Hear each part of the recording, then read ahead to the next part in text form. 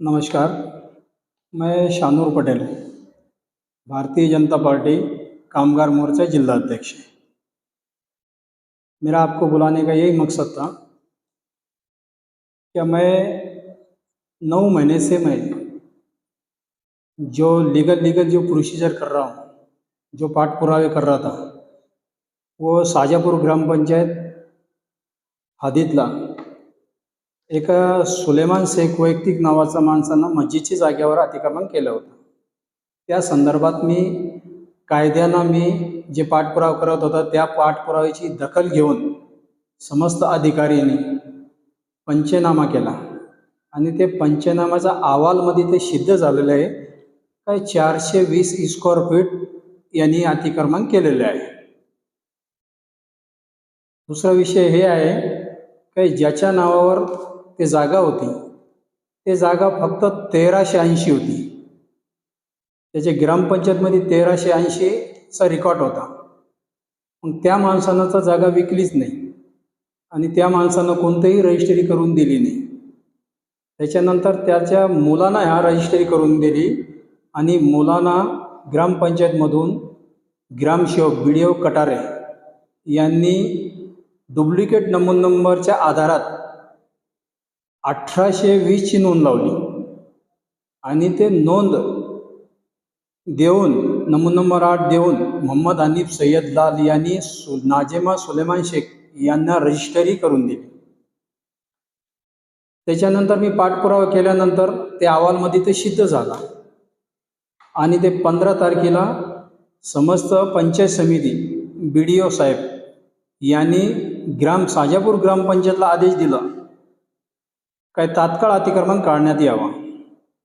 मग 14 तारखेला ग्रामपंचायतनं समोरच्या माणसाला नाजेमा सुलेमान शेख यांना नोटीस बजावली काय तुम्ही 15 दिवसाचं त्याला अल्टिमेटम दिलं का तुम्ही 15 दिवसात हे अतिक्रमण काढा, नाहीतर आम्ही कायदेशीर ते पाळू आणि ते 100% पाळणार आहे। या सर्व प्रकरणामध्ये मी जे पाठपुरावे केले तर या सर्व प्रकरणामध्ये जर मस्जिदची जागा आहे म्हणून मी हे बाहेर काढलं आणि त्याच्यावरती अनलिगल कमीत कमी अंदाजी किंमत 1.5 करोड रुपया अशी एक तिथं मोठी 3 मजली बिल्डिंग बनवण्यात आली।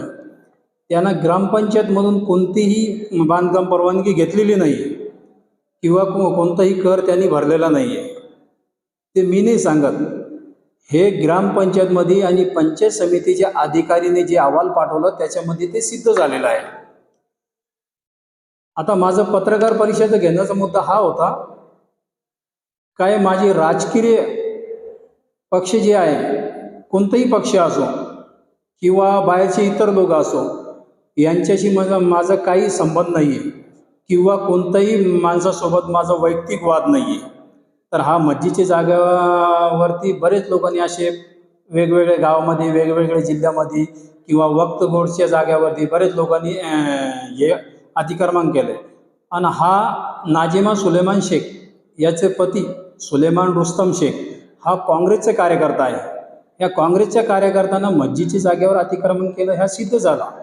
आता हे प्रकरण उघड केल्याबद्दल जर याच्यामध्ये मी प्रत्येक ठिकाणी जिल्हाध्यक्ष असो, मी प्रत्येक तालुक्यामध्ये माझा दौरा चालू राहतो आणि त्या प्रकरणात किंवा माझ्यासोबत काही घटना घडली, माझ्यावर हमला झाला किंवा माझ्या घरच्यावर हमला झाला तर याचा जबाबदार सुलेमान शेख हाच राहणार आहे। कारण की माझी वैयक्तिक दुश्मनी कोणासोबत नाही, मी जे करतोय ते एकदम कायद्यानं आणि लीगल करतोय। डॉक्टर बाबासाहेब आंबेडकरांनी जे कायदा दिलेला आहे ते कायदा हातात धरून मी हे सर्व काम करतोय, मी अनलिगल करत नाही। आणि या सर्व प्रकरणामध्ये जर माझ्या जीवाला जर काही बरं वाट झालं त्याचा जबाबदार हाच राहणार आहे। एवढंच माझे 2 शब्द संपवतो। जय हिंद, जय महाराष्ट्र।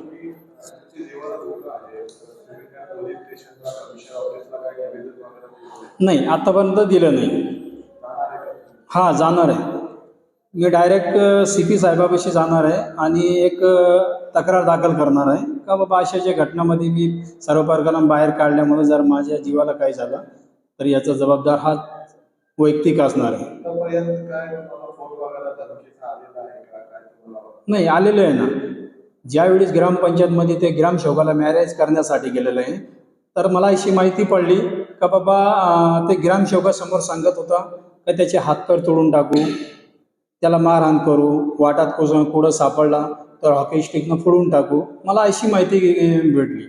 त्याकरता मी हे पत्रकार परिषद घेतलेलं आहे. या पूर्ण प्रकरणामध्ये तुम्हाला काय असं वाटतं का अधिकारी सोबत मिळून हे पूर्ण काम केले? अधिकाऱ्याने जे काम केलं ते त्यांच्या सरकारी अधिकारी असून त्यांनी फार काम चांगलं केलेलं आहे. आणि त्यांना कोणाचा बळी न पडता, पैसा देण्याची लालच न घेता त्यांनी जे काम केलेलं आहे ते चांगलं एकदम योग्य निर्णय दिलेला आहे. आणि त्यांच्या निर्णयाबद्दल मला काही बोलायचं नाही. जर अतिक्रमण हटलंच नाही तर पुढचं कोण काय? ज्यावेळेस अतिक्रमण हटल्या जाईल त्यावेळेस ती जागा मस्जिदला सर्व गावकरी मंडळी मिळून ते 420 फूट जागा जी आहे तर ते मस्जिदला आम्ही देऊन टाकू. पूर्ण गाव तुमच्या सोबत आहे?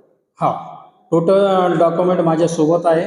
याच्यामध्ये काही कसर नाही आहे. आणि मी जे करतो ते सर्व लिगल मस्जिद कुठे आहे आणि काय नाव आहे? मस्जिदचे जुनी मस्जिद होती. कमीत कमी 1985 पासून मस्जिद होती. ते मस्जिदची जागा होती. पहिले लोक तिथं नमाज पढत होते.